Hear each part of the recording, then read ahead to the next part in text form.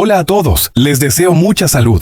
Hoy les hablo no solo como periodista, sino como testigo de una advertencia que ha estremecido al mundo del boxeo. No fue un comentario lanzado al azar, ni una frase pensada para generar titulares fáciles. Fue una advertencia cruda, directa, casi desesperada. Es demasiado peligroso. Esto no es una pelea normal. Las palabras no salieron de un aficionado exaltado ni de un panel televisivo en busca de polémica, sino de Robert García, uno de los entrenadores más respetados, experimentados y fríos de la era moderna. Y el nombre al que iba dirigida esa súplica no dejó indiferente a nadie: David Benavides.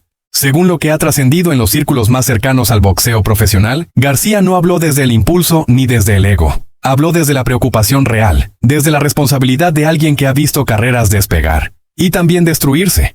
Porque el rival que Benavides tiene en el horizonte no es un campeón cualquiera, no es un obstáculo más en el camino. Es Dimitri Bivol, un boxeador con una habilidad tan silenciosa como letal: convertir el más mínimo error en una factura imposible de pagar. Bivol no pelea para impresionar, habría advertido García con tono serio. Pelea para despojarte de todo aquello que creías tu fortaleza.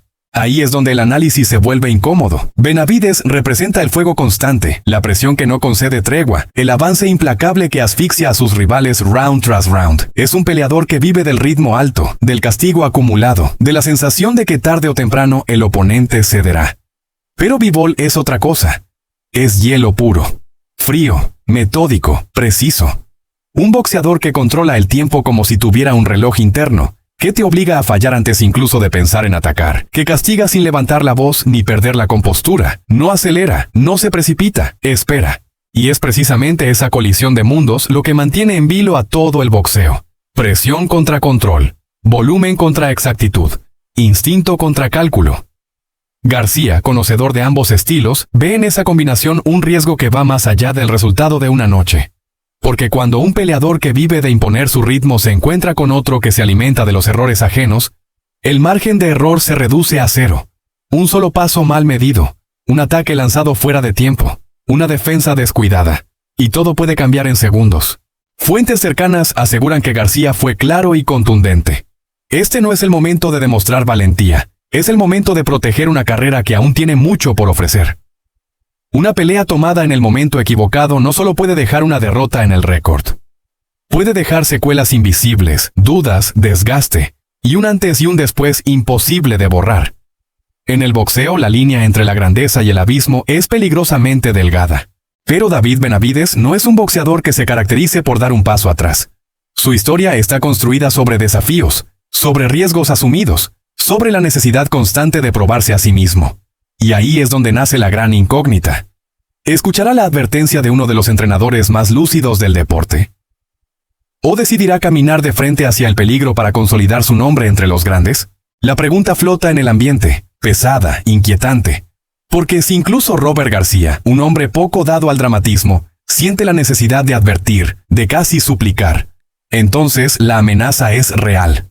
El mundo del boxeo contiene la respiración, consciente de que esta no es solo una posible pelea, es una encrucijada, y cuando suene la campana, si es que suena, ya no habrá vuelta atrás.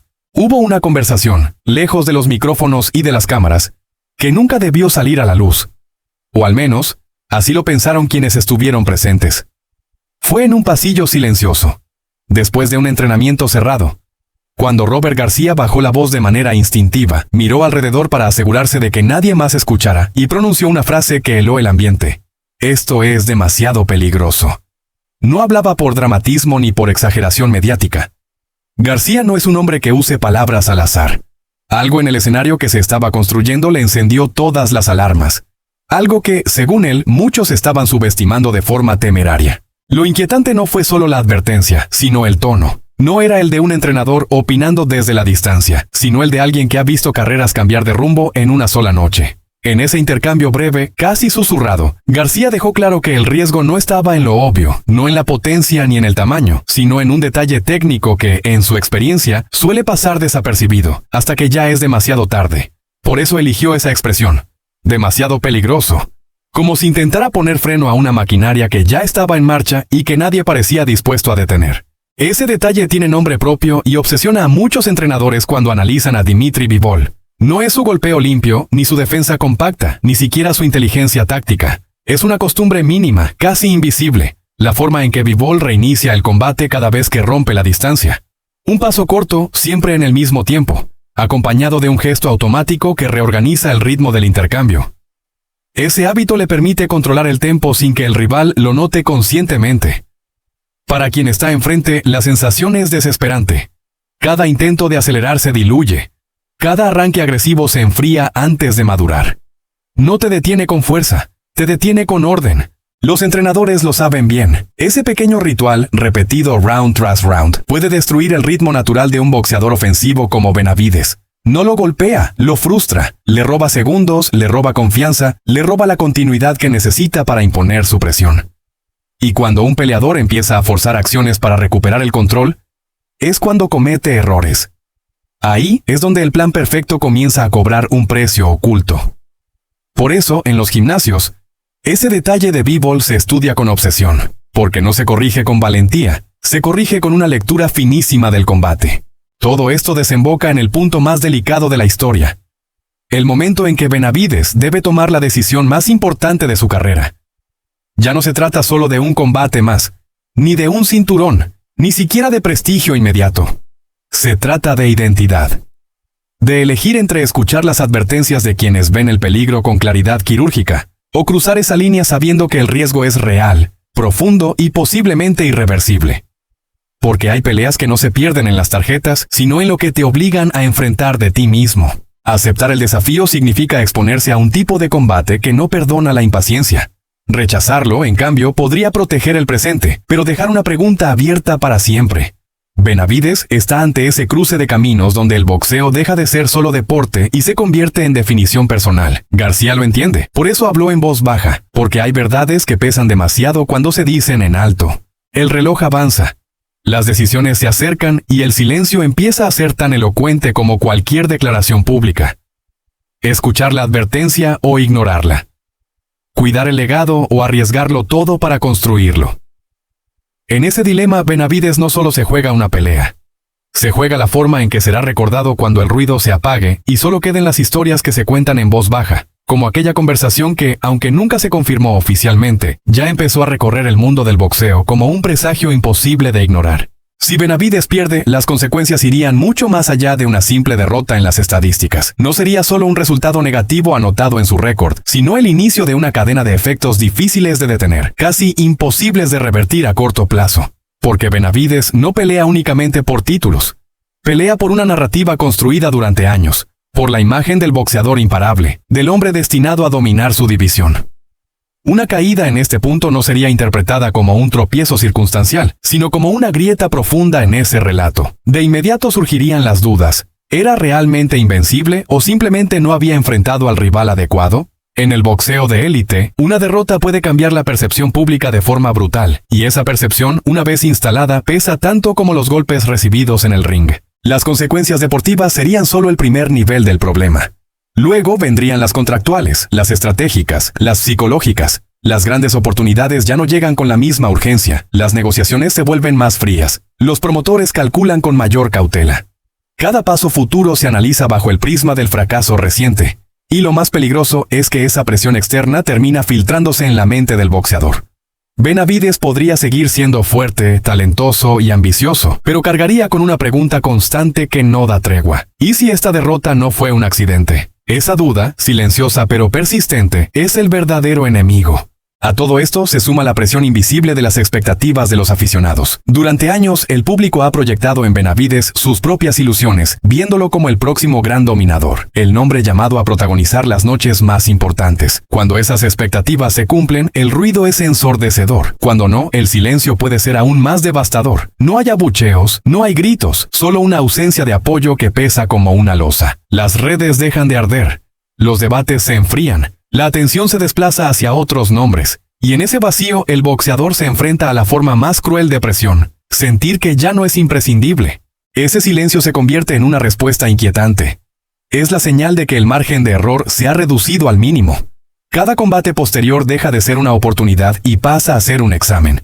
Ya no se pelea para crecer, sino para demostrar que todavía se pertenece a la élite. Benavides, acostumbrado a avanzar con la confianza del respaldo popular, podría encontrarse caminando sobre una cuerda floja, donde cualquier paso en falso confirma los temores de quienes esperan su caída definitiva.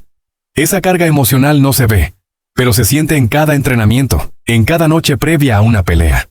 Mientras tanto, del otro lado, Dmitry Bivol observa con una calma que resulta casi perturbadora. No hay gestos de provocación, no hay declaraciones grandilocuentes. Su mirada sobre Benavides es fría, analítica, desprovista de emociones aparentes. Para Bivol, Benavides no es un mito ni una promesa, sino un rival con virtudes claras y debilidades potenciales. Esa serenidad transmite un mensaje inquietante. No hay miedo, no hay urgencia, solo preparación. Y para un boxeador acostumbrado a intimidar, enfrentarse a alguien que no se deja impresionar puede resultar profundamente desestabilizador.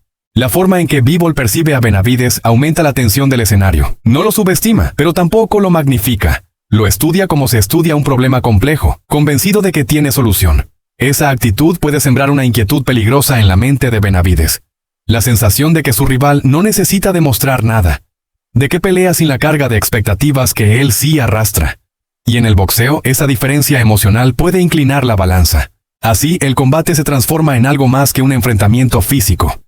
Para Benavides es una batalla contra las consecuencias de una posible derrota, contra el silencio del público y contra la mirada serena de un oponente que parece inmune a la presión. Para Bivol es una prueba de control y paciencia, de mantener la calma mientras el otro lidia con el peso de su propio nombre. En ese choque de tensiones invisibles se juega no solo el resultado de una pelea, sino el rumbo completo de dos carreras que podrían cambiar para siempre en una sola noche. La historia del boxeo está llena de combates que, vistos con el paso del tiempo, no se perdieron por falta de talento, sino por haber llegado en el momento equivocado. Peleas a destiempo, como las llaman los viejos del oficio. Enfrentamientos que sobre el papel prometían gloria eterna, pero que en la realidad terminaron convertidos en advertencias grabadas a fuego. Por eso, cuando García alza la voz y lanza su alerta, no habla desde el miedo ni desde la especulación. Habla desde la memoria de un deporte que no perdona errores de calendario. Basta con mirar atrás para entender por qué sus palabras erizan la piel. Campeones invencibles que aceptaron un reto cuando el cuerpo ya no respondía como antes. Jóvenes hambrientos empujados demasiado pronto a un escenario que aún no sabían dominar. Ídolos que confundieron coraje con urgencia. En cada caso, el patrón se repite. El talento seguía ahí. Pero el tiempo ya no estaba de su lado.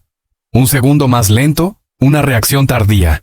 Una resistencia que se quiebra justo cuando más se necesita. Y entonces el combate deja de ser una competencia para convertirse en una lección cruel. García recuerda esos nombres sin necesidad de pronunciarlos, porque en el boxeo, las historias mal cerradas pesan más que las victorias, peleas aceptadas por presión mediática, por contratos irresistibles, por el miedo a parecer cobarde, combates que nadie supo frenar a tiempo. En todos ellos, el resultado fue el mismo, una caída que no solo se mide en la lona, sino en el legado. El público aplaude al principio, pero la historia juzga después, y la historia es implacable. Lo que vuelve inquietante la advertencia de García es precisamente eso.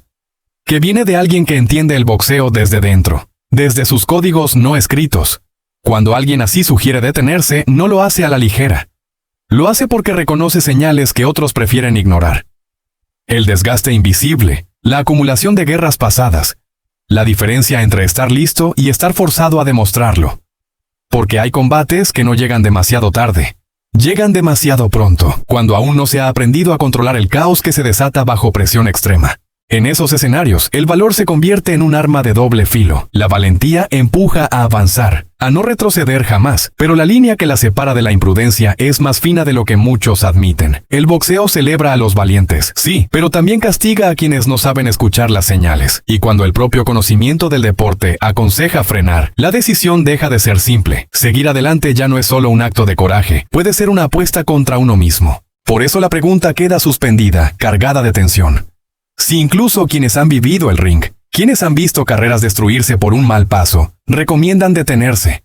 ¿Dónde termina la valentía y dónde comienza la temeridad? ¿Es heroico seguir cuando todo advierte peligro? ¿O es negarse a aceptar que el tiempo también pelea?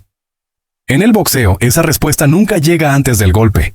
Llega después, cuando ya es demasiado tarde para cambiar la decisión.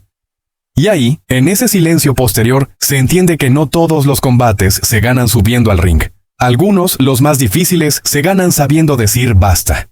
Si has llegado hasta el final de este análisis, es porque no ves el boxeo como un simple espectáculo. Te quedas porque quieres entender, porque te interesa lo que ocurre antes, durante y después de una pelea, incluso cuando las cámaras ya no miran. Y este canal existe exactamente para eso, para ir más allá del titular fácil y del ruido superficial. Aquí analizamos advertencias incómodas, decisiones que marcan carreras y riesgos que muchos prefieren ignorar. Si valoras este tipo de contenido profundo, reflexivo y honesto, te invito a suscribirte al canal y activar la campana. Cada suscripción es un apoyo real para seguir creando videos sin prisas, sin sensacionalismo y con respeto por la inteligencia del espectador. Gracias por acompañarnos hasta el final y por formar parte de una comunidad que entiende que el boxeo no solo se gana en el ring, sino también con criterio y memoria.